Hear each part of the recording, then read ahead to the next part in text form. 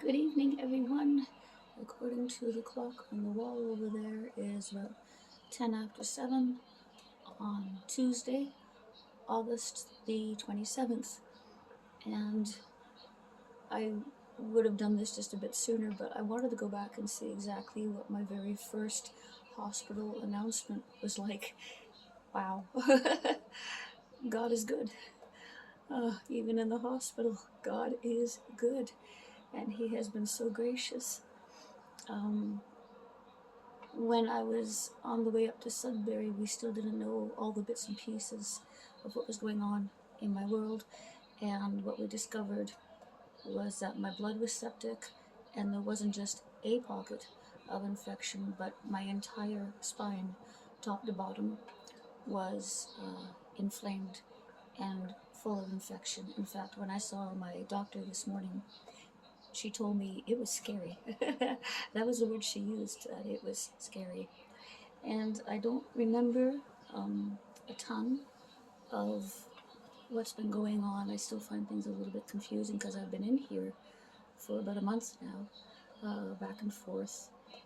And but if you watch the videos, which I'm going to do later on myself, excuse me, God has been so gracious and so good, and the difference between then and now, and the witness that I've been able to bring uh, of His goodness and His grace in the midst of all this, and how I've been able to share Him has been awesome. My journey is not over yet. I'm still getting intravenous drugs, um, antibiotics. I will be until at least September 16, I think it is. And then they will do another MRI where they will scan my spine from top to bottom.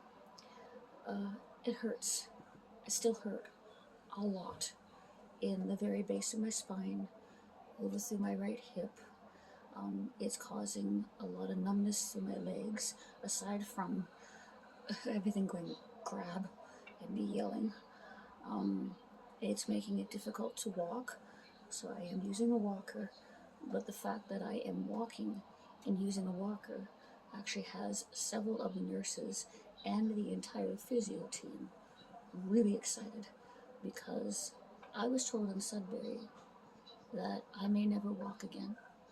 I was told in Sudbury, actually a number of things, and I know that they were giving me the worst case scenarios.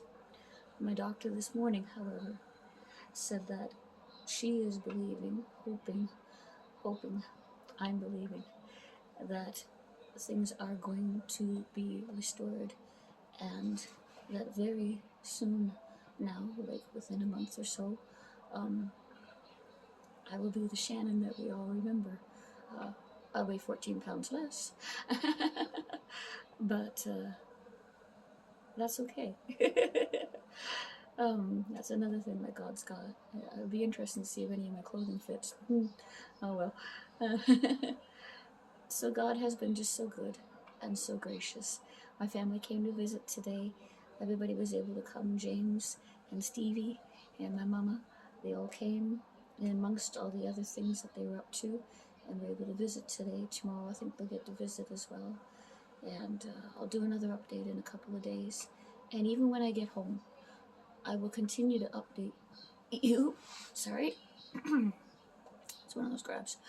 I will continue to update you on what's going on in my world.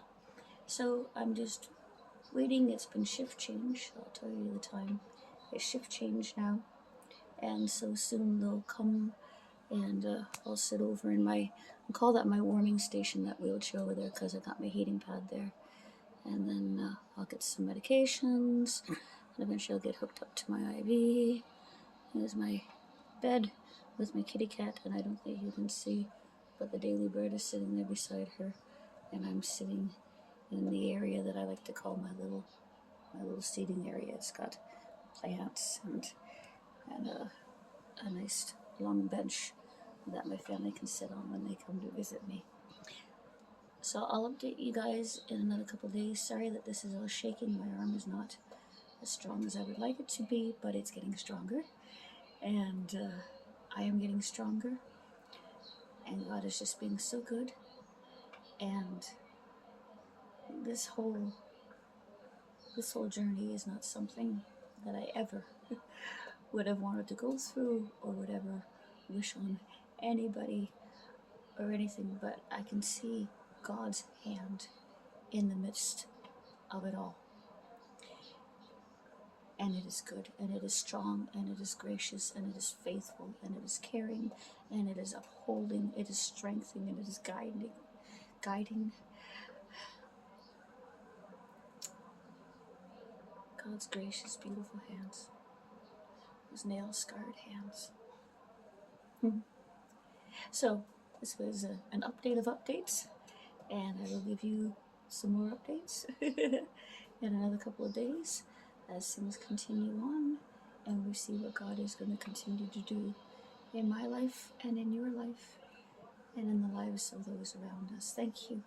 Thank you for answering the very first call back on August the 3rd, and for continuing to answer the call to pray for not just for myself, but for my whole family, because this is a journey that we are taking together, and it has been a difficult one, especially as many of you know, as my father passed away in January 1989 when we lived in Scarborough.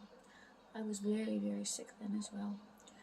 Don't remember much of it, but I was in Sick Kids Hospital, and I was there through August and September at least, I think, because my mom was teaching at the time, and my dad was a pastor, and he also had a silk flower business. But he had more time than my mama did, because she was teaching. And I remember him coming to Sick Kids, this I remember, I would say probably every day, and spending hours and hours with me and looking after me and making me laugh and just being there and praying with me. And I know if my dad were here, he'd be doing the same thing. And as it is, my family has been able to come as much as they can, even all the way to Sudbury and back. You can Google it, it's quite a little ways to get there. And they've been so good about it all. And you guys, literally across the world, have been awesome. And filling in the holes and praying and writing messages that I get to read and I get to rejoice over and laugh over and pray with. And I'm starting to be able to answer some of them back. So I hope you've been able to notice, again, the increase of strength. So before my whole arm gives out and I need to stop shaking on you, I'll say thank you again from the bottom of my heart and my family for praying all this time. Don't stop. Please don't stop. My journey's not done. Okay? Love and blessings to all of you.